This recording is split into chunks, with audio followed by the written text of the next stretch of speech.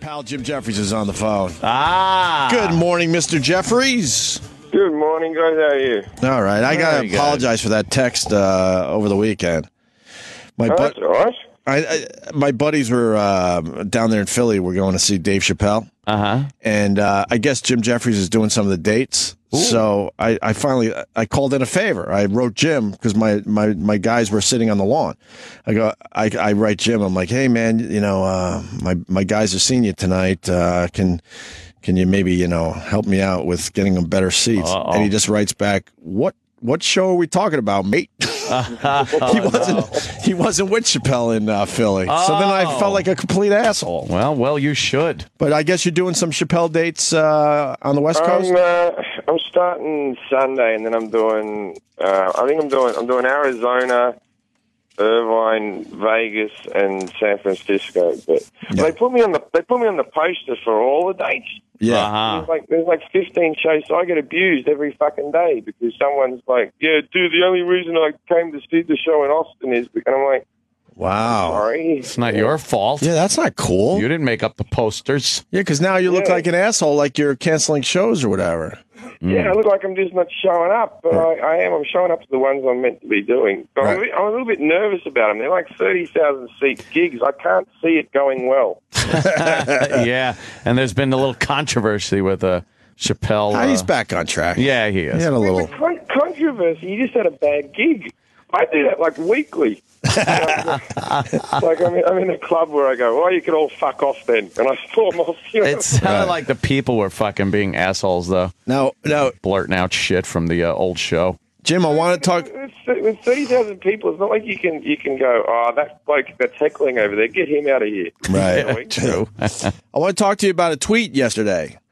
Yeah, what's that? Well, you were talking about babysitting your kids, and I got told that's your idea, but worse than that. Oh, no.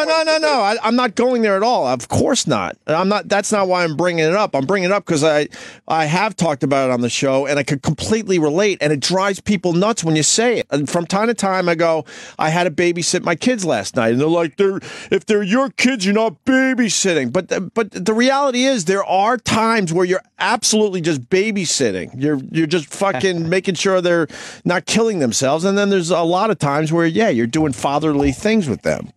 Yeah, it's just suicide watch for the most part. Like, I don't know if there's any parenting involved.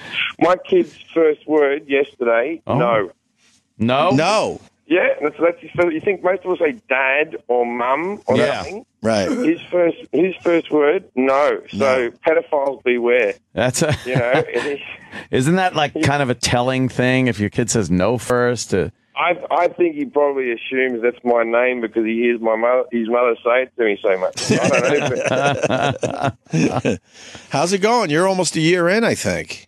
I'm 10 months in. Yeah, it's all right. Yeah, it's good. Yeah, he's a good little fella. He did a modelling job for baby born carriers. Really? The other day. Yeah. Oh, man. Look at that. You're getting him right in the business. You're getting him right in. Yep. Well, so now he's officially earned more money than his mother this year. So that's nice. Around 10 months, my daughter's going to be a year very soon. I mean, it's starting to finally become cool. Before that, it's just like... They're just fucking organisms. They're just kind of blobs. Yeah. I mean, that's... Yeah, he's all right. He does the thing where he walks around holding the coffee table and stuff. But he gets so excited by the shit that only people with kids can understand. He just ate a grape. Yeah, well, there's no excitement there, and I'll tell you why. Because now the diaper changing, Anthony. Yeah. When you start introducing foods into their little bodies there. Yeah, now you get the big shits. The diaper thing was easy, but now because we introduced the food about a month ago, and they're a complete nightmare. It's brutal. Well, I could I inspect this shit like a German. I'm in there going, we can't give him seeds anymore. They go straight through him. The other day we gave him pumpkin seeds, and I think his asshole's the diameter of a nickel. You know what I mean? Right. I'm like, he can't have a fucking pumpkin seed. That's got to really tear through his colon. Oh shit! Wow, that doesn't sound very good for a small child. No, and then the shit goes all the way up their back, halfway, almost up to their belly button in the front. Like what the? They got to figure out that diaper thing a little better. I think. I don't know. Parents don't seem to care that their kids are fucking packed with shit and wiping it off and not gagging. And I'm cleaning out vaginas now. Oh, man, That is the weirdest thing ever. So you got that, you have to wipe away from the cunt, don't you? You gotta spread a little bit, and then you gotta get in there. It's it's the weirdest thing ever. This is the weird thing, right? Because you gotta wipe, because it turns out that women of all ages hate having shit in their cunt. But man, I don't, like my kid can have shit all over his balls, not a problem. Happy as Larry. Right. Yeah. Even to this day, if you fuck a girl in the ass and you got shit on your dick, you'll call your friend up and tell him. He'll go, I had shit all over my dick the other night, and then he'll tell you a story about when he had shit on his dick, and you'll both laugh. But in the history of women, there's never been like someone go, Karen, you'll never guess what happened to me. All right. I had shit in my cunt. That's great. You really got to, open it up and fuck it. You got to get in there, man. This seems weird. The mom should do that. Well, it is there should be some type of, sort of, I don't know, if you have to open up, some type of stick with a hook on the end to scoop it out. That's something you could take on Shark's Tank. Right. Yeah, go to Shark Tank. I don't mind the diapers. It's not. No. I mean, when your kid starts taking man shits, though, that's a little fucked up. That's when I'm like, okay, we're done here. It's time to get on the fucking toilet because it's solid and it's one sort of just. It's amazing. You're like, that came out of this little thing. It's amazing sometimes, but whatever. Jim, what are we promoting today, buddy? We're promoting Carnegie Hall November 9th. How cool is that? Our pal Jim Jefferies is playing fucking Carnegie Hall. Are you serious? Yeah. So, but we got to move some tickets. It's only on sale for about a week or so. But I'm doing Carnegie Hall to close out the New York Comedy Festival. So, it's one of those weird things that you hear about that the whole. I rang my dad up and said, actually, I was in Sydney when I found out, when they booked me. And I said, Dad, I'd like to fly you out. I'm going to be performing in Carnegie Hall. And my dad went, I saw your show last night. And I went, well, yeah, but this is going to be Carnegie Hall. And he went, is it going to be the same jokes?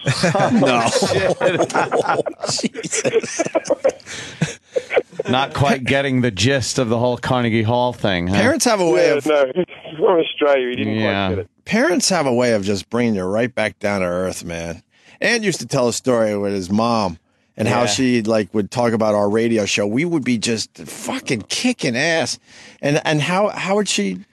It's just seemed like it was a hobby, and when am I going to get back to work? Right. And she'd go, you're talking with your friends again today? Friends on your... How is your little show? Right. The little show. Right. Holy shit. I'm not going back to construction. Right. She just thought it was like a little side job. Yeah. You get it out of my system. Before you got back to work, right. Get that out of my system so I can get back to construction work. Like real work. And really, have a career. That's why Jesus was a carpenter for so long. So he had something to fall back onto, right? Right. Yes. It's always, they were always with the fall back thing. No, we don't want to get in the way of your dreams. We know you want to do this and stuff, but you really need a trade to fall back on. Oh, that's good. Yeah, the fucking safety net of shit. Some would argue that you really should have no safety net, and that's when you become successful. That's when you have to make it work. Who talked about recently having your back against the cliff? Like literally, you can't fall back on anything because you're gonna fucking, you're gonna die. You're gonna fall. Yeah, you can't have a safety. Some would say you can't have a safety if you really want to make it. I don't know. Fucking Carnegie Hall, man. That's crazy. Yeah, I didn't know you played an instrument there, Jim Jefferies. You look on the webpage, and it's like the only two acts that are doing it are me and Kathy Griffin. So I'm shameless. I go on the webpage and I go, I wonder how many tickets she sold. Let's check out all the empty seats she's got and so forth. And then I'm on the webpage and I go, I wonder how much this cello cunt has sold. right? It's Cello cunt. Cello cunt. And he's like on weeks after me, and I go, the cello cunt sold out.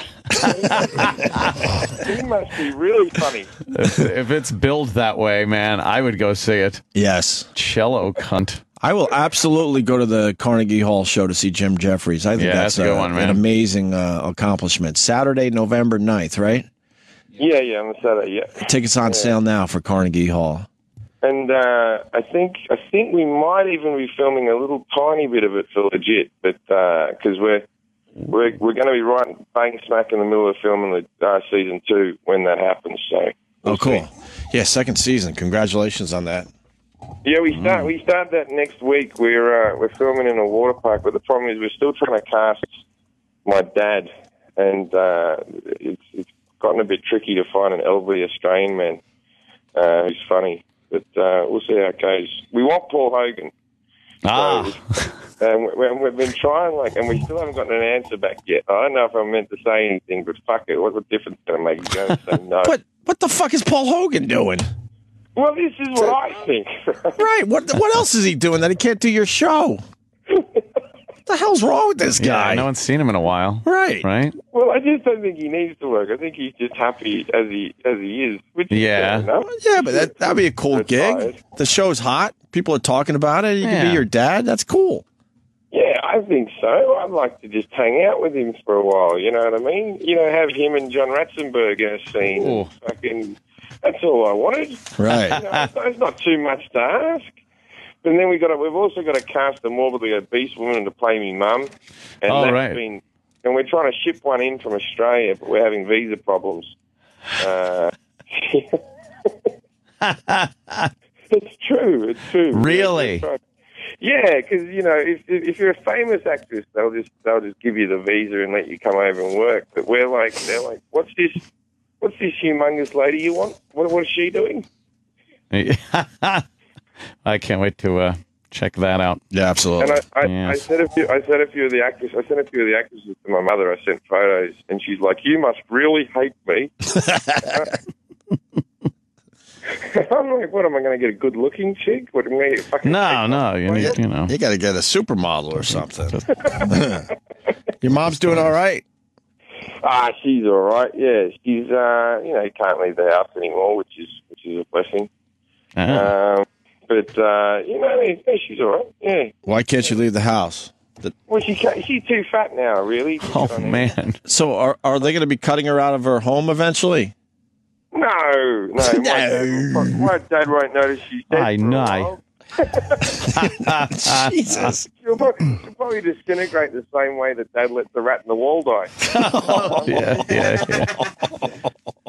That's nice. All right. Well, Jim, congratulations on Carnegie Hall. Yes. That's fucking great. And go see Jim Jefferies. Yeah, please go get tickets now. Yes. That's going to be an amazing show as part of the comedy festival, for Very sure. Cool. We have Kevin Pollak here. He's right outside the studio. Yeah. He's going to be coming in a minute or two, I gather. We're doing something with him, aren't we? Yeah, we're filming a little something. Filming a little something. Should be cool. Mr. Jefferies, thank you so much. Thanks for having us, guys. I appreciate it. And we'll talk to you soon, man. Yeah, absolutely. When are you going to be in New York? Probably November 9th. That'll be the next time? I might get in on the Friday or something and come and see you guys. You should. Come in early and do the show, man. Yeah. All right, Jim. All right. Cool. Talk to you soon. Jim Jefferies, everyone. Carnegie Hall, November 9th. Yeah. That's pretty cool for a comic.